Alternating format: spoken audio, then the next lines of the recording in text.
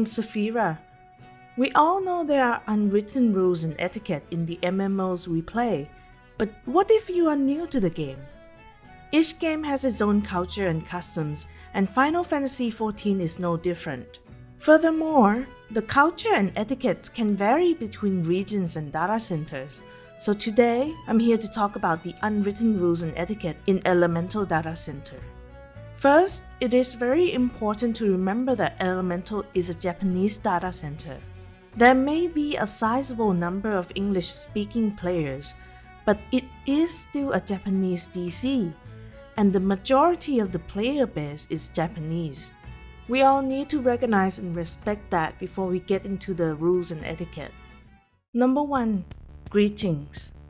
A simple auto-translated "let's do it" when you enter a duty, and a "good game" at the end of the duty can make a difference, even if it is completely performative. It helps build camaraderie in your party, not to mention the fact that greeting is very important in Japanese culture. There is also the classic "domakasou," which is a play on words for the Japanese "don't mind," which means don't worry about it whenever someone makes a mistake. Number 2. Alliance B's tank is the main tank. In Elemental DC, the MT is always Alliance's B tank. There is no fighting for aggro, and Alliance A and C's tanks should have their tank stance off. The only exception to this rule can be if it is Alliance B's tank's first time in the raid, and they've asked if one of the other tanks can MT instead. Or if they happen to die, then Alliance A or C's tank can switch on their tank stance and hold the boss instead. Number 3. The Hunt. The Final Fantasy XIV community waits for all the A ranks of the current expansion to all spawn, then conduct a hunt train where anyone can join to hunt down all the marks. I've made a video explaining what the hunt is and how you can join in this unique player-organized activity. It is frowned upon to kill an A rank of the current expansion or an S rank of any expansion on your own without at least letting the community know. It is also considered extremely rude if you pull the mark before the announced start time. Early pullers are remembered by the community, and that can give you a bad reputation. Thanking the organizer at the end of a hunt train or the person in your party who was offering free teleports to everyone is also a nice gesture that is appreciated. Number 4. Don't spam /shout. Using shout in any of the major cities is typically a very big no. Exceptions can be made, however, for FC recruitments and hunt train announcements. When in the cities, players chat by using say or tell, when shout and yell are reserved for special announcements. Shout and yell show up in the chat log of everyone in the vicinity, English or Japanese player alike, so please be aware of this fact. Number 5.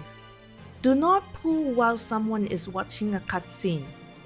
I feel that this is pretty universal in the Final Fantasy XIV community. Let the new players and first-timers watch their cutscene, just like hopefully you were able to watch yours. Most people don't mind waiting at all. This includes main story quest roulette, where some people might try to find ways to skip the unskippable cutscenes. You could be ruining the gaming experience of someone who is there for the first time. Also, if someone says that it's their first time, it might be nice to make sure they're following along instead of getting left behind because they don't know what to do. Number 6. Use Party Finder for extreme trials. As a rule, people don't queue for all extreme content with Duty Finder, and it is easier to find people to do all content with you by using the Party Finder. Only the current Extreme Trial and Savage tier can be parked using Raid Finder. Even then, Once the extreme trial is removed from high-end duty, even if it is still the latest trial like the Cloud Deck Extreme at the moment, people would switch to using PF for it instead.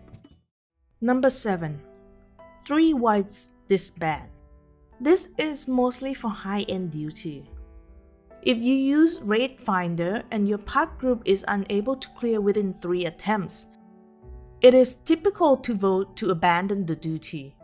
This is nothing personal against anyone, it is just the way things are done. It is considered rude if you try to trap the party and keep them in the duty even though the group has been wiping. Number 8. Macro positions. In macros for extreme or savage fights, you will see positions named as MT, ST, H1, H2, D1, D2, D3, and D4. H1 is generally filled by Regent Healer, while H2 is for Barrier Healer. D1 and D2 are typically for melee DPS, though there are some fights where D2 may be a flex position for any role. D3 is for physical range DPS, and D4 is for magical DPS.